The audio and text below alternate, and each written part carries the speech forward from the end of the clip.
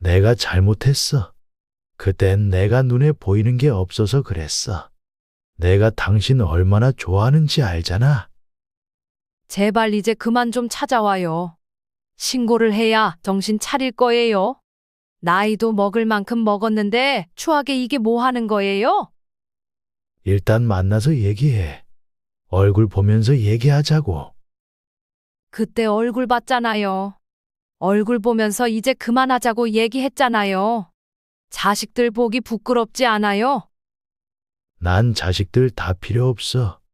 이제 당신 없으면 살지 못한다고. 전 이제 마음 떠났어요. 난 이제 혼자가 편하다고요. 혹시 다른 사람 생겼어? 그런 거 아니에요. 나한테 마지막으로 한 번만 기회를 줘. 이미 기회는 여러 번 줬고, 이제 한 번만 더 연락하면 그땐 정말 신고할 테니까 그런 줄 알아요. 방금 대화 속 주인공 양진숙 할머니와 강두철 할아버지입니다. 양씨 할머니는 최근에 황혼 연애를 시작했습니다. 이전에 양씨의 자식들은 모두 출가했고 양씨는 복지관에도 가고 공원도 자주 가면서 내심 동반자를 찾을 수 있기를 희망했습니다. 양씨는 그렇게 노인들이 많은 공원에서 강씨 할아버지를 만났습니다. 둘은 그렇게 서로를 배려하며 좋은 관계로 발전하고 있었습니다. 하지만 양씨 할머니는 이후 강씨의 집착 때문에 힘들어했습니다. 양씨는 이제 나이도 있으니 아닌 것 같은 인연은 빨리 정리하고자 강씨에게 헤어짐을 고했습니다. 강씨는 그런 양씨의 결정을 받아들이지 못하고 있었습니다. 하지만 양씨는 단호했습니다. 다시 한 번만 집에 찾아오면 신고를 할 것이라며 엄포를 내놓고 강씨를 돌려보냈습니다. 양씨는 두려웠습니다. 최근에 뉴스에서 노인이 애인에 대한 집착으로 흉기까지 휘둘렀다는 소식을 접했기 때문이었습니다. 과연 그간 양씨 할머니와 강씨 사이에서는 어떤 일들이 있었을까요? 지금부터 양씨 할머니의 이야기를 들려드리겠습니다. 양씨 할머니는 어린 시절 꽤 부유한 집안에서 태어났습니다. 양씨의 부모님은 아들들에게 충분히 재산을 물려주고 양씨가 결혼할 적에 양씨에게도 땅을 일부 물려줬습니다. 양씨는 친척의 중매로 시집을 가게 됐는데 양씨의 시댁은 생각보다 많이 가난한 집안이었습니다. 원래는 가난한 집안이 아니었지만 양씨의 시아버지가 돌아가시면서 시어머니와 양씨의 남편은 돈을 버는 것에는 손을 놓아버린 듯 했습니다. 양씨가 시집을 오자마자 시어머니와 남편은 양씨가 가진 재산에 대해 물었습니다. 양씨는 이런 집에 중매를 놓아준 친척을 원망했습니다. 그렇다고 부모님에게 걱정을 끼치고 싶지는 않아 말을 하지는 못했습니다. 들어보니 땅을 좀 물려받았다고 하던데 그거 조금 팔아서 생활에 보태는 게 어때? 양씨가 땅을 물려받았다는 사실을 아마 친척에게 들은 모양이었습니다. 하지만 양씨는 땅을 팔 생각이 없었습니다. 그리고 이때는 사실 땅을 어떻게 파는지에 대해서도 잘 알지 못했습니다. 양씨는 본능적으로 그런 시어머니의 말을 거부했습니다. 대신 양씨는 남편 대신 일을 나가면서 밖에서 돈을 벌어오기 시작했습니다. 양씨의 남편은 이때까지도 집에서 빈둥대며 허구한 날 멍을 때리기 일쑤였습니다. 그렇게 시간이 흘러 양씨는 남편과 아들 하나, 딸 하나를 낳았습니다. 양씨의 남편은 자식을 낳더니 정신을 차리고 나가서 돈을 벌어오기 시작했습니다. 양씨의 시어머니가 손주들을 봐주고 양씨와 남편은 부지런히 돈을 벌어 생활비에 보탰습니다. 이후 양씨의 시어머니가 돌아가시면서 양씨는 일을 그만두고 살림과 육아에 집중했습니다. 아이를 키우니 시간이 어찌나 빨리 가던지 양씨는 어느덧 얼굴에 주름이 하나둘 늘기 시작했습니다. 그렇게 나름 평안했던 시간이 흘러 어느덧 양씨의 자식들은 모두 성인이 되었습니다. 이때부터 조금 삶이 편해지나 싶었던 양 씨는 얼마 안가 남편의 병간호를 시작해야 했습니다. 남편이 간암 진단을 받고 암 투병에 들어갔기 때문이었습니다. 양 씨는 그렇게 4년간 남편의 곁에서 병간호를 했습니다. 거의 매일같이 옆에 있어야 했다 보니 병간호를 하는 것이 정말 힘들었습니다. 새벽에도 남편이 아파할 때면 잠을 자다가도 의사 선생님을 찾아야 했고 화장실 갈 때도 항상 같이 가줘야 했습니다. 그리고 암이 많이 전이가 됐을 때 남편은 완전 다른 사람이 되어 양 씨에게 침도 뱉고 폭력을 행사하기도 했습니다. 자식들은 학교 생활하거나 공부하기 바빠 병원을 잘 찾지 않았습니다. 그리고 남편의 병원비를 내기 위해 양 씨는 물려받은 땅의 일부를 팔았습니다. 그동안 방법을 몰라서 가만히 놔뒀던 땅값이 팔려고 할 때가 되자 큰 폭으로 올라 있었습니다. 양 씨는 크게 오른 땅 가격을 보고 차라리 아무것도 몰라서 그동안 팔지 않았던 것이 참 행운이었구나 생각했습니다. 이후 결국 남편은 세상을 떠났고 양 씨는 병원에서의 생활을 정리하고 다시 집으로 돌아갔습니다. 집에는 자식들이 와 있었습니다. 엄마, 고생 많으셨어요. 이제 엄마 인생을 사세요. 맞아, 엄마. 저흰 이제 다 컸으니까 엄마만 생각하면서 지내. 양 씨는 그런 자식들의 말이 참으로 고마웠습니다. 이때는 이 말이 진심이었을 것이라 생각했습니다. 이후 자식들은 모두 결혼을 했습니다. 양 씨는 다시 한번 땅의 일부를 팔아 자식들을 남부럽지 않게 도와줬습니다. 자식들이 양 씨의 집과 꽤나 가까운 곳에 살고 있었기에 양 씨는 손주들을 대신 돌봐주기도 했습니다. 그렇게 또 바쁘게 살다 보니 시간이 빠르게 흘렀습니다. 손주들도 어느 정도 컸고 양 씨는 더 이상 자식들을 도와주지 않아도 됐습니다. 어느덧 남편과 사별한 지 20년 정도가 흘렀습니다. 양 씨는 이때쯤 집에 있는 시간이 참으로 쓸쓸하게 느껴졌습니다. 그리고 남은 인생을 혼자 보내고 싶지 않다는 생각을 이때쯤부터 하기 시작했습니다. 양 씨는 새로운 짝을 찾고 싶다는 생각이 들기 시작했습니다. 양 씨의 생일날 자식들이 밥을 사주겠다며 양 씨를 식당으로 데리고 갔습니다. 식당에서 양 씨가 물었습니다. 너넨 이 엄마가 새로운 사람 만나면 어떨 것 같아? 양 씨의 말을 들은 아들과 딸은 침묵으로 일관했습니다. 침묵을 깨고 아들이 말했습니다. 재혼이라도 하시게요? 꼭 물어보는 폼이 재혼은 절대 안 된다는 말을 하는 것처럼 느껴졌습니다.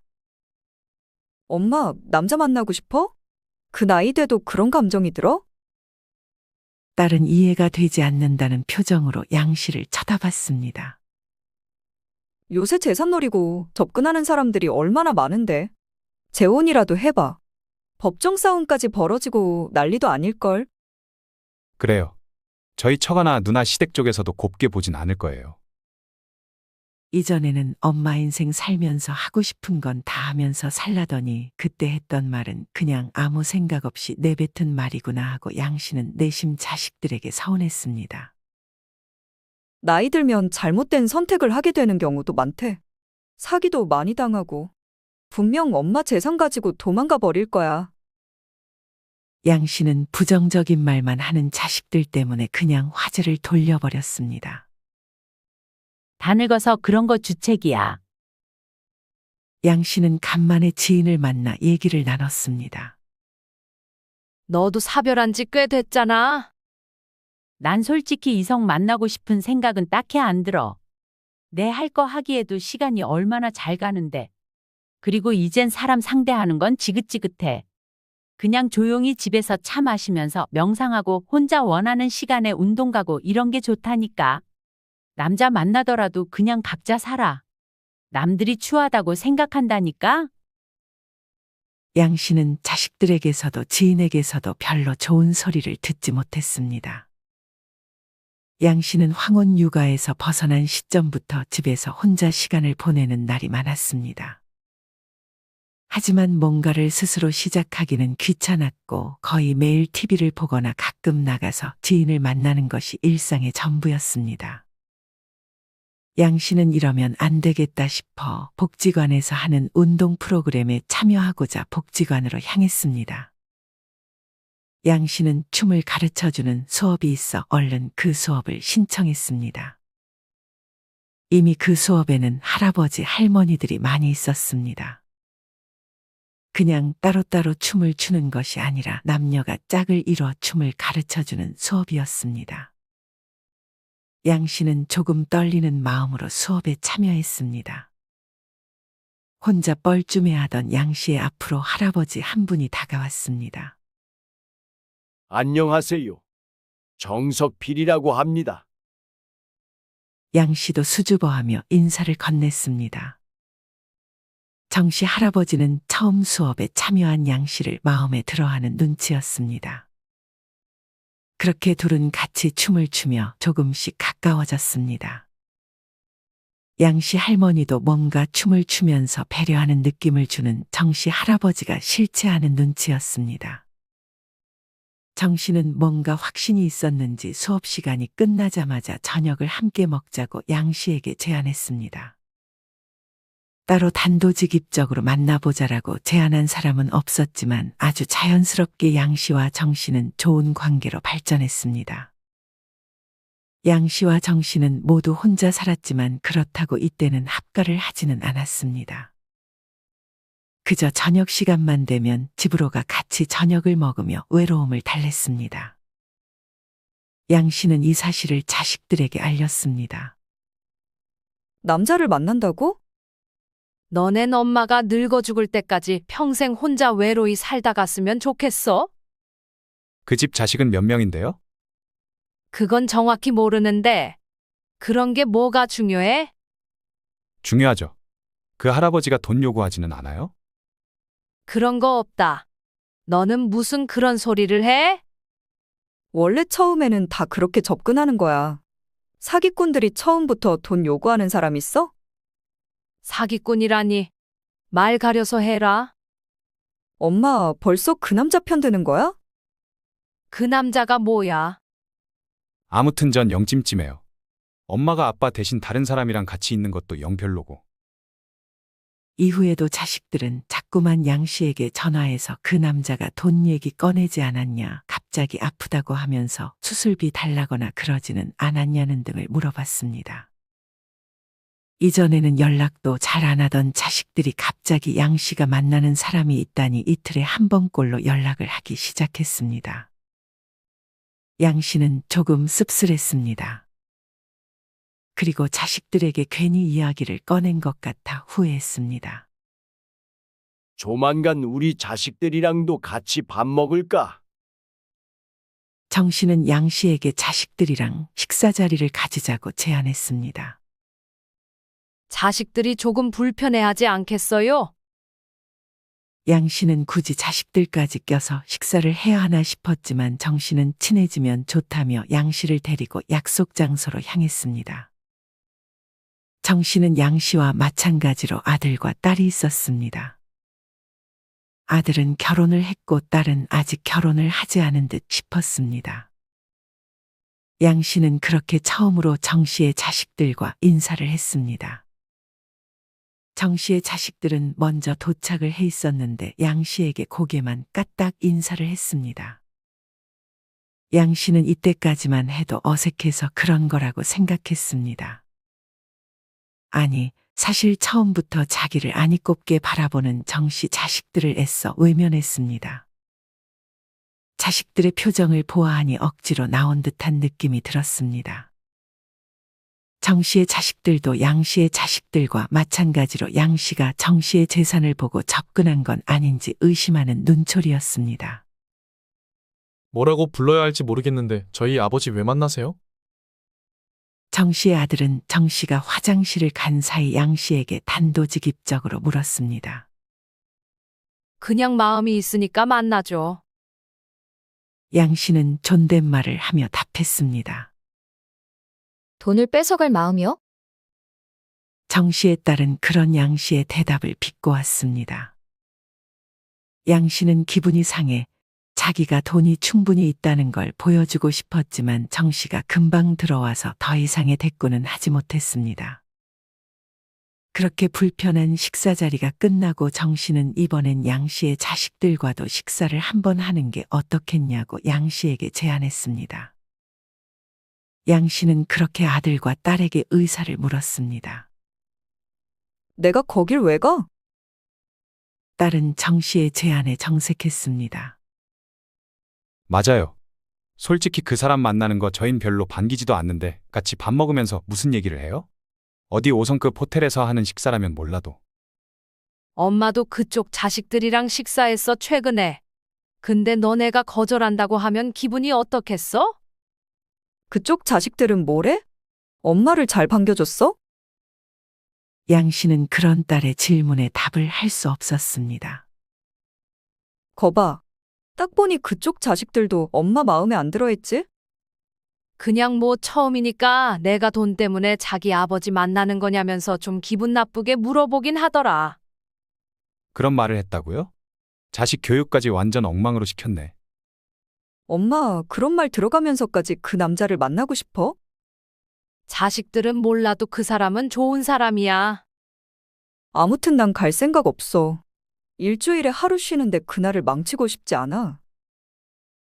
양 씨는 그냥 밥 한 끼만 하면 된다며 자식들에게 식사 장소와 시간을 알려줬습니다. 약속 당일 양 씨와 정 씨는 미리 도착해 앉아 있었습니다. 하지만 시간이 지나도 양 씨의 자식들은 얼굴을 비추지 않았습니다. 안 오니?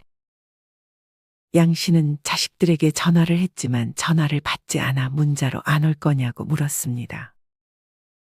양 씨의 자식들은 그 문자를 본 지 한두 시간 있다가 하나둘 답장을 보내왔습니다. 딸은 자기는 안 가겠다고 말하지 않았냐고 문자가 왔고 아들은 아예 약속 자체를 깜빡한 듯 싶었습니다. 그렇게 양 씨는 정 씨와 단둘이 식사를 했고 양 씨는 정 씨에게 미안하다며 사과했습니다. 정 씨는 뭔가 마음에 들지 않은 듯 했지만 어쩔 수 없다며 양 씨를 위로했습니다. 그래도 양 씨는 늦은 나이에 동반자가 생긴 것에 만족해하고 있었습니다. 무엇보다 외롭지 않았고 양 씨가 어디를 가고 싶을 때면 항상 정 씨가 같이 가줬습니다. 이참에 우리 집에 들어오는 건 어때? 정 씨가 양 씨에게 합가를 제안했습니다. 하지만 양 씨는 지금이 딱 좋아서 정 씨의 제안에 대해 고민했습니다. 이때까지도 양 씨와 정 씨는 따로 지내면서 같이 저녁을 먹을 때만 서로의 집으로 들어갔었습니다. 보통 정 씨가 양 씨의 집으로 자주 갔습니다. 양 씨는 고민을 했지만 최근에 혼자 사는 정 씨가 몸이 조금씩 안 좋아지면서 이참에 같이 사는 것도 나쁘지 않겠다고 생각했습니다. 그렇게 양 씨는 일단 최소한의 짐을 챙겨 정 씨의 집으로 들어왔습니다. 둘이 살기에는 조금 넓은 집이었습니다. 그리고 그간 혼자 살아서 그런지 정 씨의 집은 양 씨의 집과는 달리 굉장히 어지럽기도 했습니다. 청소하는 걸 좋아했던 양 씨는 자신의 짐을 정리하기도 전에 정 씨의 집을 청소하기 시작했습니다.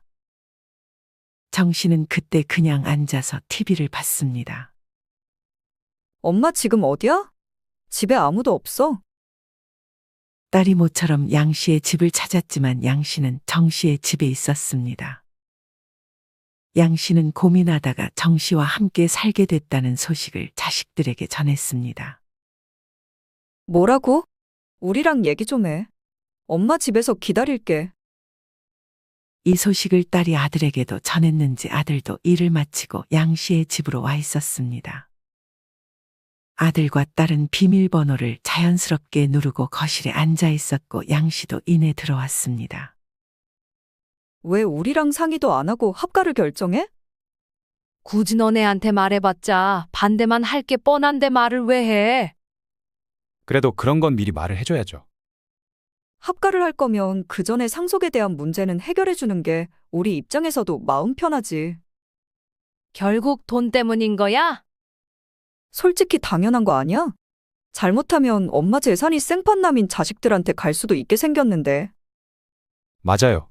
다른 전문가들도 나중에 재혼할 때 자식들이랑 상속 문제는 정리하고 만나는 게 좋다고 그렇게 조언해요.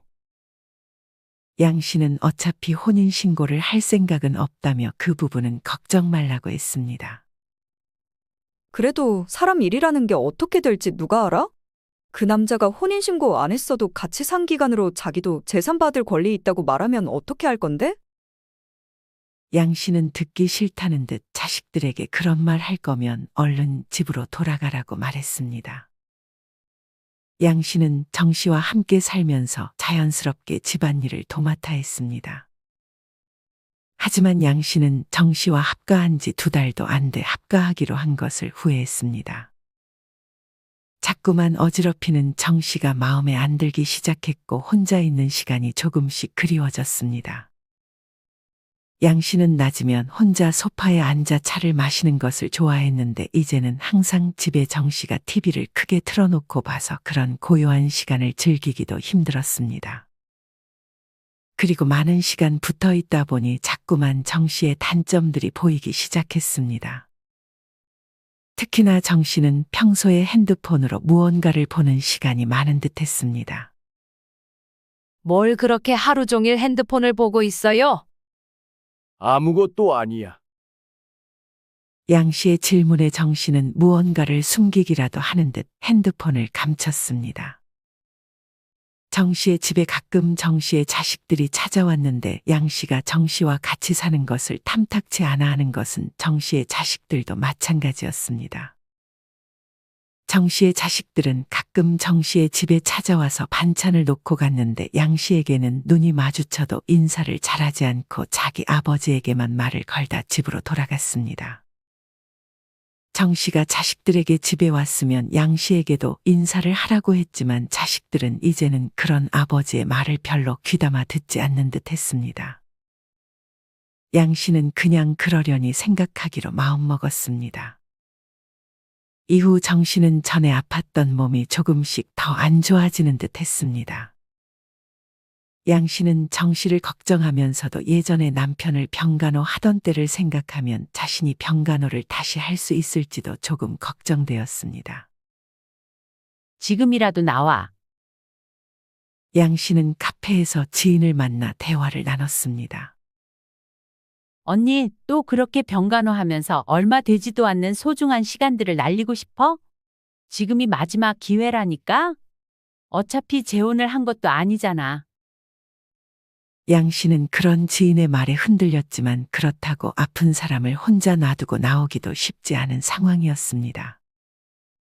정 씨가 그렇게 아프지 않을 때 정 씨의 자식들은 양 씨가 정 씨와 같이 사는 것을 싫어하는 눈치였지만 정 씨가 몸이 안 좋자 갑자기 태도가 돌변했습니다. 아버지 몸이 안 좋아지자 그제서야 갑자기 양 씨에게 집에 들어와서 고맙다 말하고 심지어 재혼을 해서 자기들 대신 양 씨가 자기의 아버지를 돌봐주기를 바라는 듯 했습니다. 양 씨는 청소는 몰라도 밥을 하는 것은 별로 좋아하지 않았는데 이제 또 정 씨와 같이 사니 삼시세끼 밥을 차려야 했습니다. 양 씨는 점점 힘겨워지기 시작했습니다. 그리고 정 씨가 자꾸 핸드폰으로 뭔가를 하니 몰래 훔쳐봤는데 알고 보니 정 씨는 인터넷 도박을 즐겨하는 듯 보였습니다. 그러더니 이제 양 씨와 가까워졌다고 생각했는지 아주 조금씩 돈을 요구하기 시작했습니다. 처음에는 10,000원, 20,000원 정도의 소액을 요구하다 점점 100,000원 단위의 돈을 줄 수 있냐고 말했습니다. 양 씨는 이때부터 정 씨에 대해 쎄한 마음이 들기 시작했습니다. 돈을 주다가 이제 돈이 없다고 말하자 정 씨는 갑자기 다른 사람으로 돌변하며 정색하는 눈빛으로 양 씨를 쳐다보기도 했습니다. 양 씨는 정 씨의 집에서 그만 나가보겠다고 정 씨에게 뜻을 전했습니다. 정 씨는 그렇게 나가는 양 씨를 말리지 않았습니다. 양 씨는 다시 전처럼 정 씨와는 저녁만 함께 먹었는데 다시 관계가 좋아지는 듯 했습니다. 하지만 다시금 양 씨의 마음이 돌아오자 정 씨는 금전을 요구하기 시작했습니다. 자꾸 양 씨에게 땅을 팔아서 자기만 믿고 투자를 하라는 말을 했습니다. 어찌나 말을 그럴싸하게 하던지 양 씨는 정말 넘어갈 뻔했습니다. 양 씨가 정 씨의 말대로 투자를 하려던 그때 우연히 양 씨는 정 씨가 카페에 있는 것을 보게 되었습니다. 양 씨는 그때 지인과 함께 있었는데 지인에게 먼저 들어가 있으라고 하고 정 씨를 몰래 훔쳐보기 시작했습니다. 양 씨는 뭔가 불길한 예감이 들었습니다. 아니나 다를까 정 씨의 곁으로 다른 이성이 등장했습니다. 양 씨는 정 씨가 있는 카페로 조용히 들어갔습니다. 양 씨는 그 근처에 조용히 자리 잡고 정 씨와 여자가 하는 대화를 들었습니다. 둘은 마치 연인 같은 대화를 했고 정 씨는 그 여자에게 어떤 서류 같은 것을 보여주며 양 씨에게 말했던 땅에 투자해보는 게 어떻겠냐고 말을 하고 있었습니다. 그 패턴이 양 씨에게 하는 패턴과도 동일했습니다. 알고 보니 정 씨는 이런 할머니들의 노후 자금을 노리고 사기를 치고 다니는 사기꾼이었습니다. 양 씨는 바로 정 씨에게 다가가서 뺨을 때렸습니다. 그리고 다른 할머니에게 자신도 이렇게 똑같이 당할 뻔했다고 얼른 도망가라고 말해줬습니다. 정 씨는 갑자기 다른 사람이 돼 왜 자기 일을 망치냐고 양 씨의 뺨을 때리려고 했지만 양 씨는 들고 있던 조각 케이크를 정 씨의 얼굴에 던져버리고 카페를 빠져나왔습니다. 이후 양 씨의 집에 찾아와서 해명이라도 할 줄 알았지만 정 씨는 그 동네를 이미 떠난 듯 했습니다. 이렇게 양 씨의 첫 번째 황혼 연애는 실패로 돌아갔습니다. 하지만 사기를 당할 뻔한 걸 그래도 막아서 양 씨는 다행이라고 생각했습니다. 양 씨는 이후 한동안 연애를 하고 싶은 생각이 없었습니다. 하지만 사람의 성향이라는 것은 크게 바뀌지는 않는 것 같았습니다. 시간이 흐르자 양 씨는 다시금 조금씩 외로워졌습니다. 그런 꼴을 당하고 연애가 또 하고 싶어? 양 씨의 지인은 양 씨를 나무랐습니다. 정상적인 사람을 만나면 되지. 나이 들면 판단력도 흐려지는데 어떻게 정상적인 사람인지 미리 알고 만나? 돈 얘기 안 하고 건강한 사람 찾으면 돼. 양 씨는 다른 사람의 시선 따위 신경 쓰지 않는다며 언제든 자신이 마음에 드는 이성이 생기면 만나고 싶다고 생각하고 있었습니다. 양 씨는 복지관은 더 이상 가지 않고 홀로 공원에서 보내는 시간이 많았습니다. 그렇게 공원 그늘에 앉아있던 양 씨에게 어떤 할아버지가 다가왔습니다. 날이 참 좋네요. 강두철이라고 합니다. 저는 양진숙이에요. 강 씨는 양 씨가 거의 매일같이 공원을 온다는 것을 알고 친근한 마음에 인사를 건넸던 것이었습니다. 양 씨도 거의 매일같이 공원에서 모습을 비추던 강 씨 할아버지를 이미 알고 있는 것 같았습니다. 그렇게 둘은 가끔 공원에서 만나 얘기를 나눴습니다. 양 씨는 유머스러운 강 씨의 입담에 마음이 넘어갔습니다. 그렇게 양 씨 할머니의 두 번째 황혼 연애가 시작되었습니다. 강 씨는 양 씨의 옆동에 살고 있었습니다. 강 씨의 집에는 아직 자식이 살고 있는 모양이었습니다.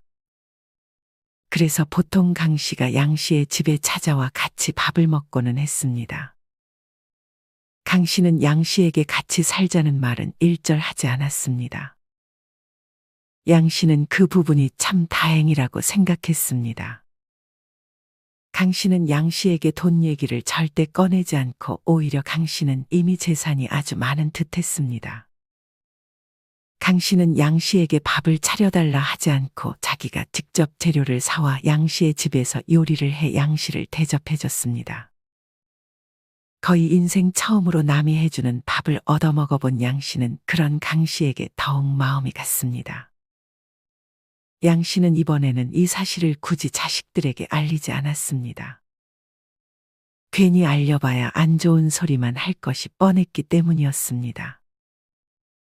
양 씨는 그렇게 지인을 만나러 가는 길에 강 씨가 자식으로 보이는 사람과 같이 외출하는 것을 목격했습니다. 양 씨는 인사를 건네려고 하다 멈춰서 둘의 행동을 관찰했습니다. 자세히 보니 강 씨의 아들은 약간 몸이 아픈 듯 했습니다. 그리고 지적 장애를 가진 듯 했습니다. 양 씨는 물론 강 씨와 아들은 잘못한 게 없다고 생각했지만 자기가 나중에 강 씨의 아들을 돌봐줘야 할지도 모른다는 생각에 이번엔 관계가 더 깊어지기 전에 이별을 해야 할지 고민하고 있었습니다. 그러던 어느 날 양 씨의 집에 낯선 사람이 찾아왔습니다. 누구세요? 안녕하세요. 처음 뵙겠습니다. 강두철 씨 아시죠? 저는 그분 자식 되는 사람입니다. 강 씨의 자식이라길래 양 씨는 의심 없이 문을 열어줬습니다. 강 씨의 자식은 조금 무거운 표정을 하더니 입을 열었습니다. 저희 아버지 조심하시는 게 좋을 거예요. 강 씨의 자식은 자기 아버지가 집착이 상당히 심해서 엄마가 도망갔다는 말을 꺼냈습니다. 그러면서 자기 아버지와 같이 사는 사람은 자기 형인데 엄마가 형을 데려가려고 했지만 아버지가 형까지 뺏기면 영영 엄마랑 못 만날까봐 잘 돌보지도 못하면서 지적 장애를 가진 형과 같이 사는 것이라 설명했습니다. 그러면서 관계가 더 깊어지기 전에 얼른 헤어지라고 양 씨에게 조언해줬습니다.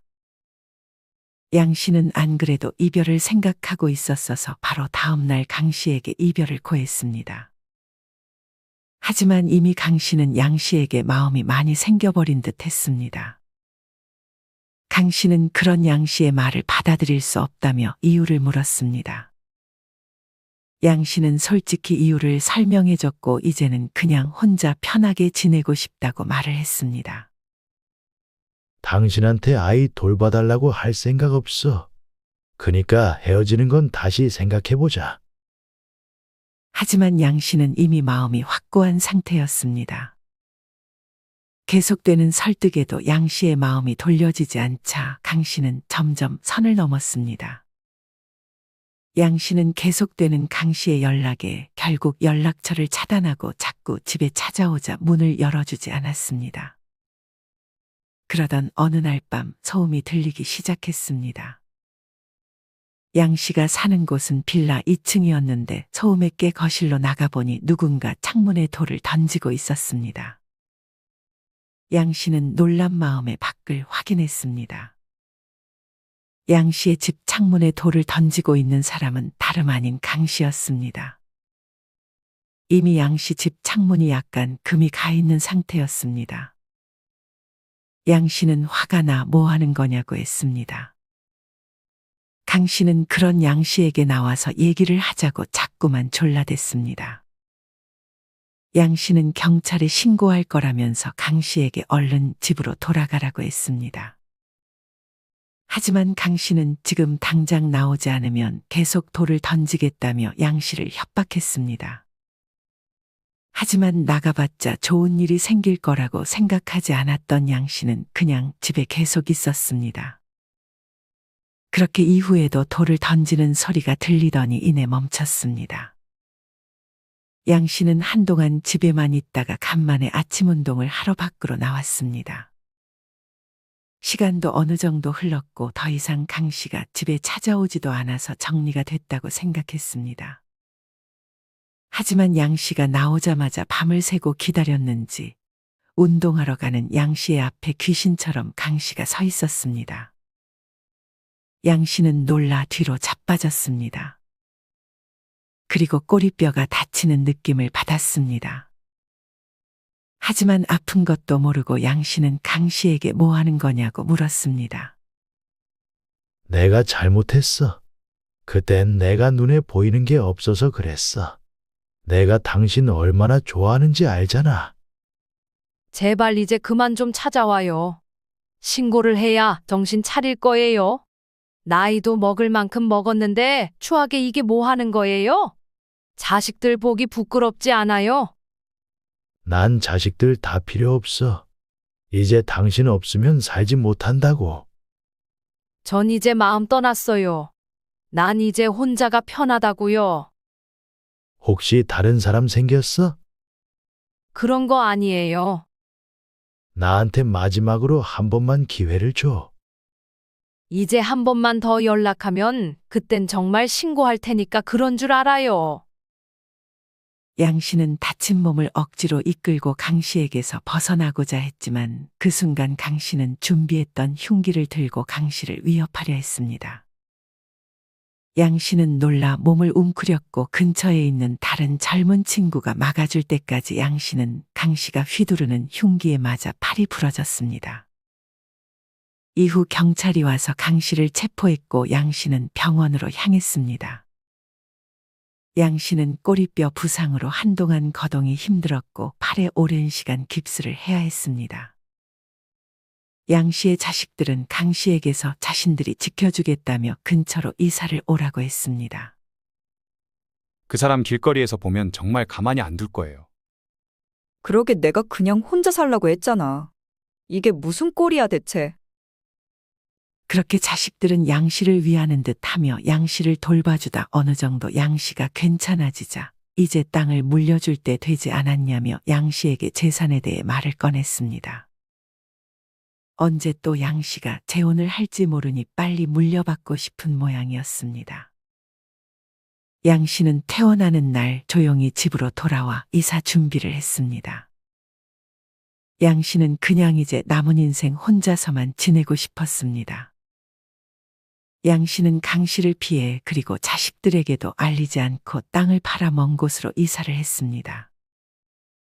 강 씨는 그렇게 조용한 곳으로 내려가 속 시끄러웠던 과거에서 벗어나려고 노력했습니다. 자식들과는 1년에 한두 번 연락할 뿐이었고 자식들은 어느 순간 재산 받기를 포기했는지 더 이상 재산에 대한 얘기를 꺼내지 않으려 했습니다. 이후에 강 씨가 감옥에서 나와 또 양 씨를 찾는다는 소식이 들려왔지만 양 씨는 그 누구에게도 자신이 사는 곳을 알려주지 않아서 신경 쓰지 않았습니다. 물론 으스러져 버린 팔은 거의 쓰지 못했지만 그 이외에 아프지 않은 것에 감사해야 하며 혼자 지내는 삶에 조금씩 익숙해지고 있습니다. 여러분은 이런 양 씨의 이야기를 어떻게 들으셨나요? 흉기에 아무런 저항을 할 수 없었던 양 씨를 생각하면 참으로 안타까운 마음이 드는 것 같습니다. 물론 재혼을 할 때 좋은 상대도 굉장히 많습니다. 그리고 황혼의 연애가 좋은 점도 많습니다. 여러분은 이런 황혼 연애에 대해 어떤 의견을 가지고 계신가요? 그리고 여러분이 만약 주인공 양 씨라면 강 씨처럼 자신에게 집착하는 상대를 만났을 때 어떻게 대처하셨을 것 같으신가요? 이와 관련하여 여러분의 자유로운 생각들을 댓글로 남겨주세요. 이상으로 오늘의 영상을 마치겠습니다. 우리 모든 구독자분들의 행복한 여생을 응원합니다. 다음에 더 흥미로운 이야기로 찾아뵙겠습니다. 감사합니다.